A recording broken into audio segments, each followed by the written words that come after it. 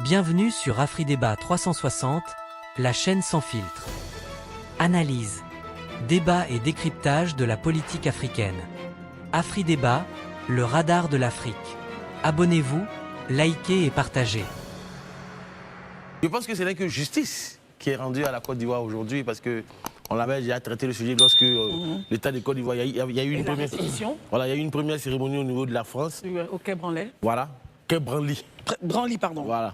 Branly, parce que je veux dire, ce n'est pas la première fois que ce type de cérémonial a lieu. Il y a eu celui du Bénin, même en Côte d'Ivoire ici, il y avait eu d'autres, qu'on appelle ça, pièces qui est arrivé, qui avaient été rendues.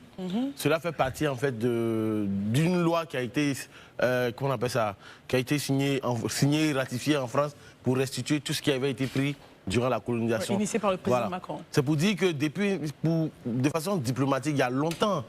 Je pense que Macron, lors de cette tournée africaine, il parle de son premier mandat, c'est quelqu'un qui est très décomplexé vis-à-vis de cette histoire de colonisation. Donc du coup, il s'affranchit de cela. Et je pense que c'est la suite de l'affranchissement de l'État français via Emmanuel Macron c'est de cela que cela résulte en fait aujourd'hui. Pour moi, c'est une très bonne chose. Maintenant, c'est de savoir maintenant comment est-ce que cette œuvre va être traitée.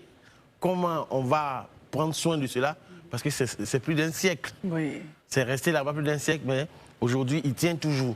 Donc si ce type d'objet revient, il faut qu'il y ait une forme de restitution et que nous, à notre tour aussi, on puisse en prendre soin pour que ça puisse aller de génération en génération. Très bien. Marius?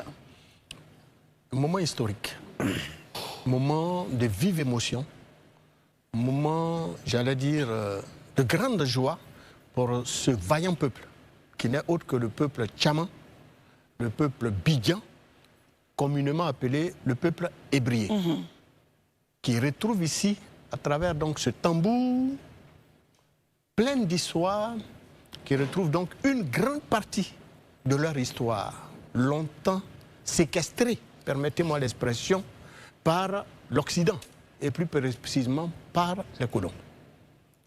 Vous avez dit, ça fait 100 ans. 110 ans maintenant. Que ce tambour leur a été arraché. Mais ce que les uns et les autres ne disent pas, c'est que c'est un instrument, tenez-vous bien, de communication par excellence. Oui, tout à fait. Qui servait à transmettre des messages rituels par le passé. Pendant les crises, en tout cas, en tant que fils Akan, parce que le groupe ébrié est Akan comme nous sommes tous venus du Ghana et nous avons une histoire commune. Nous partageons des valeurs historiques, des valeurs culturelles communes. Et donc, le tambour parleur permettait justement d'alerter des villageois par le passé, eh bien, au moment où des opérations de recrutement forcé des colons s'opéraient dans les villages. C'est-à-dire, quand les colons arrivent dans un village, eh bien, ils ramassaient tous les vaillants jeunes.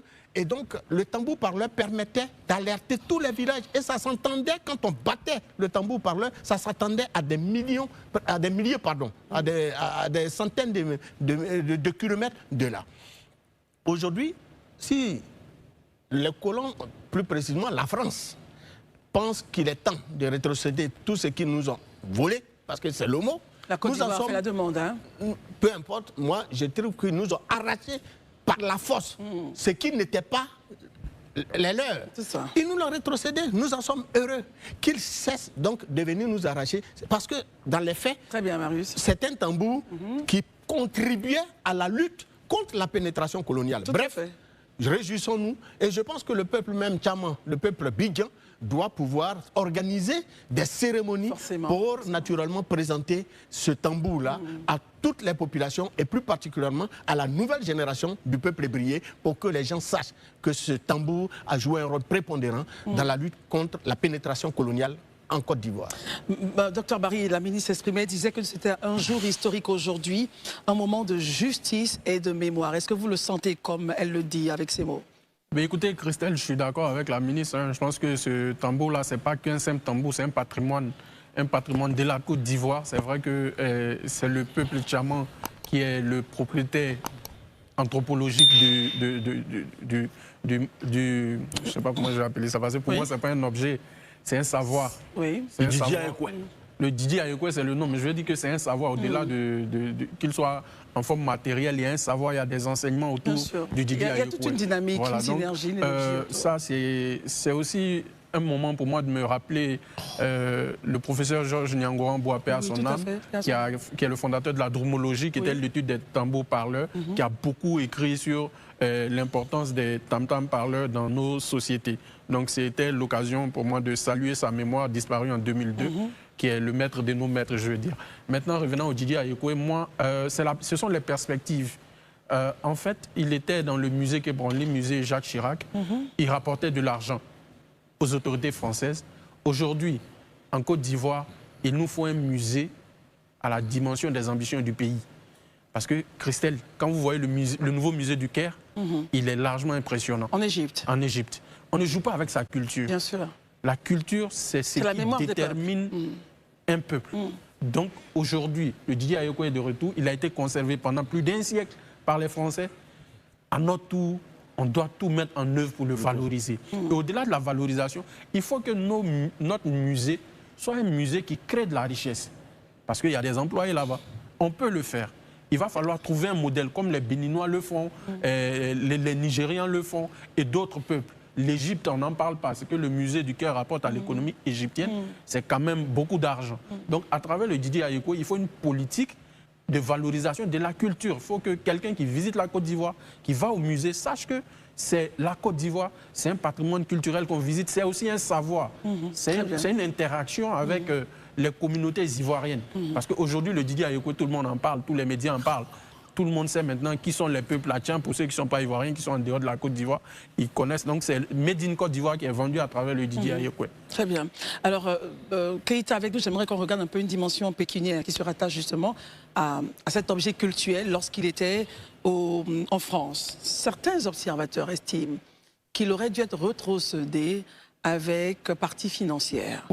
Certains. J'aimerais avoir votre point de vue là-dessus, à l'effet que justement la part de la manne financière puisse servir à faire des projets et j'en passe. Ensuite, votre point sur l'intervention du chef... En termes de dédommagement, bien sûr. Merci, Dr Barry.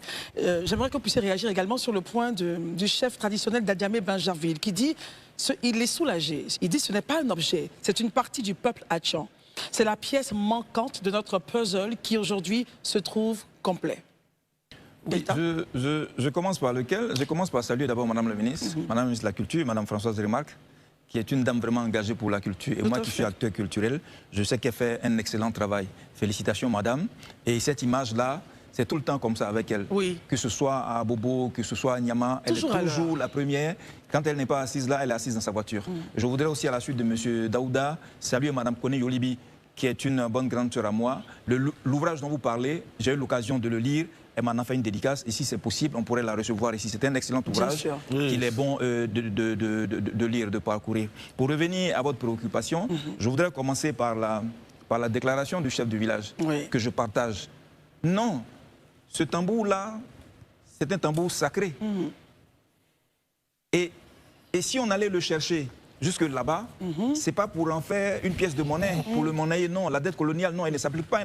La dette coloniale ne doit pas s'appliquer à un objet colonial, un objet sacré. Ceux qui estiment que l'objet sacré aurait dû venir avec un chèque de dédommagement, non, c'était... Non, de mon point de vue, on n'en a pas besoin. Très bien. Et c'est pour ça que je voudrais m'opposer déjà à ce que cet objet-là aille dans un musée. Il devrait aller où? Non, je dis cela parce que cet objet-là, il a une fonction dans la société. C'est un tambour parleur. Et je me demande aujourd'hui encore si tel qu'il est, il est en phase, il est en résonance avec les génies, il est en résonance avec les mannes tutélaires. Parce que ce n'est pas un objet. C'est pour ça que je dis... Mais attention, il y avait un contexte à l'époque. Je vais finir. Oui, je viens, mais il y a un contexte à l'époque. Je parle de maintenant qu'il est là.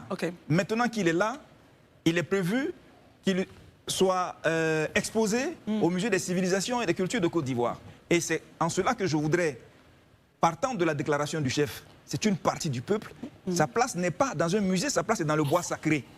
C'est là qu'il joue une fonction auprès des génies, c'est là qu'il joue une fonction auprès des mannes tutélaires. Et c'est ça, à mon avis. Alors, quand il fait partie d'une culture, eh bien, les ébriers doivent avoir une forêt sacrée ou exposer ce type de choses-là pour qu'effectivement, ils puissent jouer leur fonction dans la société. Alors, essayons de rappeler le contexte. Je crois que Marius l'avait rappelé. Il servait à alerter à l'époque, on était en 1910, les villageois au moment des opérations de recrutement forcé des colons. D'accord? Et donc aujourd'hui, c'est cette histoire-là que le peuple bidjan veut commémorer. Est-ce que nous sommes dans le même contexte pour qu'ils repartent en situation ce n'est pas sa seule fonction. Ok, allons-y.